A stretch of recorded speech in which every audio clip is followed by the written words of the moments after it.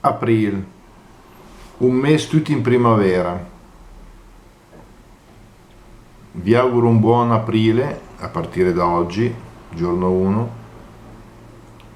Un buon aprile con dei fiori che avevo fotografato un'estate, ma valgono lo stesso perché simboleggiano il rinascere della natura. In questa primavera in cui siamo ancora un po' così legati, diciamo, non completamente liberi di poter andare dove vogliamo perché ci sono delle necessità, delle esigenze di tutelare la salute, anche se girare all'aria aperta fa bene, facciamo quello che è consentito, intanto ricordiamoci, ecco, che la natura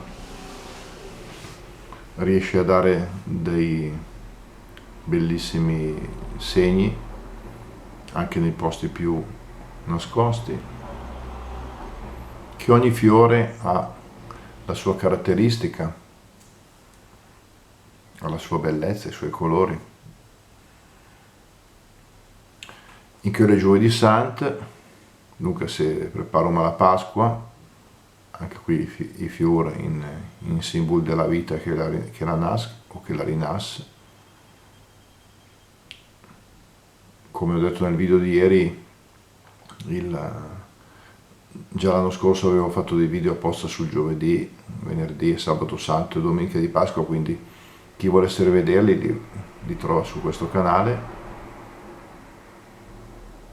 Ma appunto oggi volevo dedicarmi ai fiorellini che nascono anche fra le rocce, quindi vuol dire che anche in mezzo alle difficoltà possiamo trovare la bellezza. Un augurio di pace e di serenità anche quando si è soli qualche volta, come questo fiorellino proprio in mezzo alla roccia. Ricordiamoci che i fiori, appunto, ciascuno ha la propria caratteristica, la propria bellezza, ma poi